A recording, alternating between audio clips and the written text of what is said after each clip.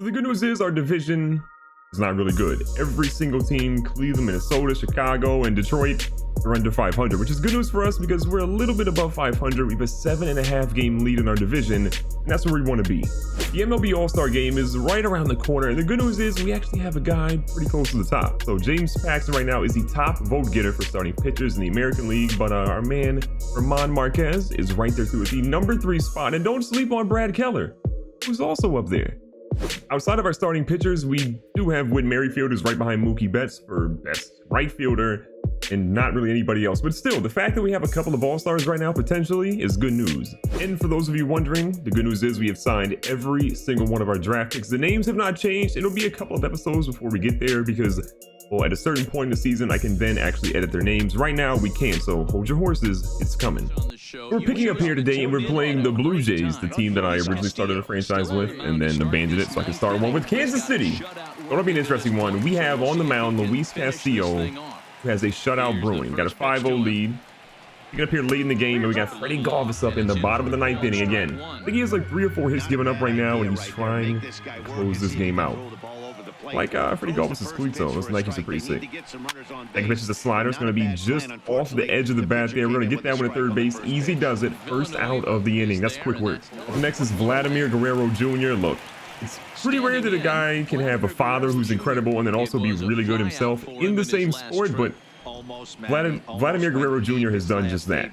Right now as a rookie, he's been insane. But we got to try to put a stop on that. Move the slider, we missed. We're going right back to the same spot, which again makes me a little nervous, but you know what? We missed again.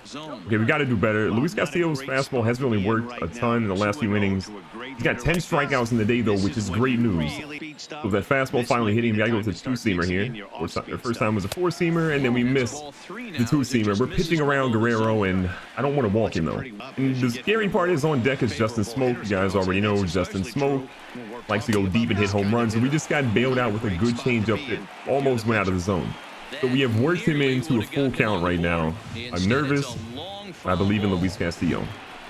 A beautiful changeup up the middle. That was going to be right to the center fielder. So we had a good pitch at bat there, but ultimately Guerrero Jr. got the best of us. And here's the guy I'm worried about, Justin Smoke. This dude gets a ton of home runs in the season. He struck out his last time up. We go change up inside. Guerrero's not really a stolen base threat, so play this one safe. I really feel like we can finish this game off. We're like right here at the end, but we just gotta get the pitches to land. That was a good 2-seamer. We're going to the edge of the strike zone. Just missed it. Oh, but give me the benefit of the doubt. We are in a 2-1 situation now. I don't like this at all. Trying to take a little bit off of that one. Ooh, he ripped it foul. All right, I fully believe in our guy right here. We're going slider inside. It's risky. I'm here for it. We got that one too. Well over 100 pitches now. Gotta shorten these pitch counts, and we got him swinging. He had no business swinging on that one, but we got him. We punched him out. Number 11 on the night. Luis Castillo's dealing.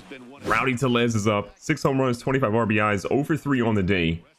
I think the fastball got a little bit more confidence after punching out Justin Smoke. Oh God, I completely missed. I forgot to even hit the button on that one.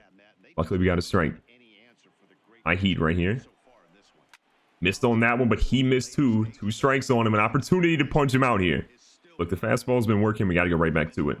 And a lot on it. Get him out of here. Go to the bench. The game is over. Luis Castillo. Not 10, not 11, but 12 strikeouts on the night. He got the W. I believe it's like his 8th or 9th one of the season. Look, trading for him and Ramon Marquez. 2 big pitchers that are paying off like crazy. So recapping Luis Castillo's night, 9 innings pitched, 4 hits given up, 12 strikeouts, 1 walk, and that walk was basically the 9th inning against Guerrero Jr. Aaron Sanchez did not have a good day. He pitched 5 innings, he put 5 hits, had 4 earned runs, and 5 walks. Luis Castillo, he's a problem. And we've moved past the All-Star game. The NL ended up being the AL 3-2, but I'm noticing that if I'm scouring this a little bit, there's a couple of pitchers that, you know, could potentially make a good use case in our team, but I'm all about getting depth on our team. And I noticed that Tyler O'Neill with 8 potential, 73 overall, 23 years of age, is here for the trade deadline, and they're not using him at all. So I just want to see kind of like what they would ask for from a trade perspective. That's a no, a definite no. So after that last trade had no chance of working, I'm looking at a couple of different options, and I want to go after a left fielder, and I found what I think could be a really good opportunity here. Trey Mancini for Baltimore. They're sellers. They're not going to be good anytime soon, and they're trying to get young talent to rejuvenate their franchise. And because of that, and because of Trey Mancini being on a cold streak, I'm going to make a play for him here. Look, if we go for a suggested trade, oops, not actually MLB ready. I want to look at I think prospects for him. Brett Phillips, Foster Griffin, and Nick Heath. I'm okay with giving up all those guys because I have good enough young talent where we'll be okay missing a couple of them. And Brett Phillips is a left fielder. We won't need him because Trey Mancini is 3 years older and significantly better. So I'm going to make this trade for Trey Mancini, giving up 3 really good young players that have some really good potential for a guy that can produce for me right now. Slight to Alex Gordon, but looking at our outfielders, we have left field Trey Mancini, whom I think will get him out of that slump. We have Billy Hamilton in center field, and in right field we have Whit Merrifield. Name a better outfield. You can't. Another move I want to go ahead and make right now is to get a relief pitcher. Look, we are doing way better than I thought we would do, so I want to lock up somebody in the bullpen to help lead our bullpen, which is trash, and they've given up a lot of runs. So Cam Bedrosian is an 82 overall relief pitcher. We're giving up DJ Burt and a third baseman with decent potential. Dick Dykeman, the relief pitcher we have now at a 79 with decent potential. Then Zach Lovern, a pitcher with decent potential. Again, we have a good pitching staff right now. I'm trying to win, so we're going for a relief pitcher to help out our bullpen. So with those trades being in place, I think our team is a lot stronger than what we were before. Again, our farm system needs some retooling, but after that draft we just had, we can give up a couple of prospects that weren't those guys. So Mondesi, Hamilton, Merrifield. Mancini's either going to bat 4 or 5 for us, 25 home runs in a year. He's in a great position with guys that know how to get on base in front of him. Hamilton and Mondesi have struggled a little bit, but I think they'll be fine long term. So in the wave behind him, Nicky Lopez, Perez, and then O'Hearn. This top to bottom is a really good roster. And then oddly enough, we're going to keep our rotation fine because these guys have been killing it. But we've actually put Cam Bedrosian at closing pitcher. We'll see how he does there. Probably moving him back, I think, like a middle relief guy. But they think that he might be a good closing pitcher, so let's give him a shot. And look at this. Trey Mancini stepping up to the plate. 2 home runs since he's played for us. In about a week, he hit 2. He's up here, bottom of the 9th inning. Nobody on, nobody out, and an opportunity to get a base hit. Help us get this lead. He's going to foul his first one off. And behind him is going to be O'Hearn, then Perez, and Villanueva. A solid lineup, and that's a strike. Unreal. Okay, Trey, we just traded for you. Make me look good here. And you know what? You know what? That was a good swing. Not a good result, though. Here comes Ryan O'Hearn, who's having a little bit of a better day than our boy Mancini. 1 for 2, a double and an RBI. We got a lefty on a lefty. O'Hearn has good power. I'm gonna leave him in right now. We could swap him out, but I think he'll be fine. Good eye in the first one. Again, bases are empty. 1 guy out. Just got to get on base now. Oh, we got early on that, but honestly, that was the best thing we could have done. We got early. We hit it in the gap. We got a guy on base. Salvador Perez, 0 for 3. Sal, I need some RBIs from me right now. Honestly, just give me 2 RBIs. Hit it out of here. And I'll be okay. He actually has 2 triples in the year. Who let this man get 2 triples? Are you serious? First pitch is going to be out of the zone. Perez bat about an okay 254. I want to see like a 275 from him. Good power guy. Got a hold of it right up the middle. No chance of that one. Hold up. You got people on first and second. I'm liking this. And here comes the man that we pulled all the way, I believe, from Japan. I think we pulled him in from the Japanese league. Mr. Christian Villanueva. 0 for 2 with the walk today. I need him to step up big here. Don't make me look bad, okay? Trey Mancini already made me look bad. You were a good free agent acquisition. I gave you a 5-year contract. I believe in you, okay? Got a hold of one. No. Not like this. He was safe. Just like that. Game is over. Hate to see it. What a play by the second baseman, though. That was unreal. To recap on the stats today, Brad Keller did not have a good game. He had 4 innings pitched. He gave up 8 hits, had 5 strikeouts, 3 earned runs, and 1 walk. Dylan Covey, on the other hand, did the exact opposite. He balled out.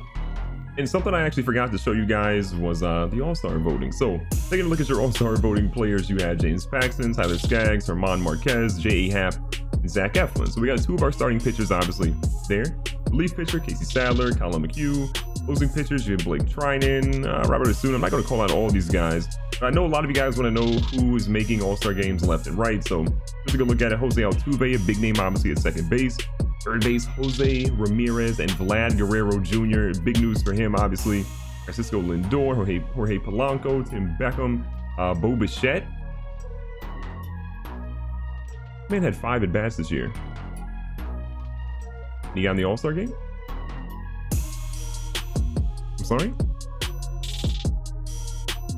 In left field, we kind of cheated because Trey Mancini is now on our team, so technically we got another All-Star there. Mike Trout in center with Teoscar Hernandez, and then right field, you have Mookie Betts and our guy with Merrifield. On the National League side, I'll skip through these again really quickly. Miles McCallis was your #1 guy there, just kind of crazy. Steven Strasburg, John Lester, Walker Buehler has not lost a single game all season long, which is crazy. Robbie Erlin, Yarlin Garcia, Wade Davis, Henley Jansen out there doing work still. Sean Doolittle, AC Real Muto, Freddie Freeman, Mike Moustakas, Nolan Arenado, Matt Carpenter, Manny Machado actually made it too. Trevor Story, Marcelo Zuna, Ronald Acuna Jr., who's a stud. What a kid. If we could have him on our team, I'd be floored. And then Bryce Harper, Cody Bellinger, and Christian Yelich. So solid teams all around, and those are your all-stars this year. And the last game we're going to see this episode is against the Atlanta Braves. Freddie Freeman up, 22 homers, 73 RBIs. Heck of a year for him. MVP-like numbers if you ask me so far. And on the mound for us is Cam Bedrosian, the guy that we just traded for. We are here in the 10th inning, the bottom of the 10th. You have 2 outs. You got a guy on second base. You do not want to blow the save. Again, he is our closer now. We put him here. His stamina is actually at 23, so earlier I kind of mentioned he might go to middle relief. That's a lie. He's never going to play middle relief with that stamina. He's got a 2-0 count right now. Freddie Freeman's so scary. I'm afraid to pitch to him. We finally get a strike. About time. This is good news. 2-1 count now. Going back up top seems scary. Okay. The chance Freddie Freeman right, and we have Ronald Acuna Jr. after. This is a deadly lineup. Atlanta's got really good, really quick. They were bad, and all of a sudden they got stupid good. Here we go. Sinker, confidence is at an all-time high. We traded for you for a reason. Show me why. Oh God, was hit deep. Got a guy right there, a little bit above his head, but he snagged it. That is going to be the game. Cam's going to walk out of here with the save that he needed. That was dicey. That was scary. We got the job done with a crazy dude on deck ready to hit for Atlanta. To recap on the stats today, you see Scott Barlow pick up the W, 2 innings pitched, 1 strikeout. Sean Newcomb ends up getting the loss, and Cam Bedrosian, obviously a 1 innings pitch, gave up 2 hits, had a strikeout, gave up an earned run, but it is what it is. He still got the job done. And Nicky Lopez hit a home run today that ultimately was the difference between us losing and us winning.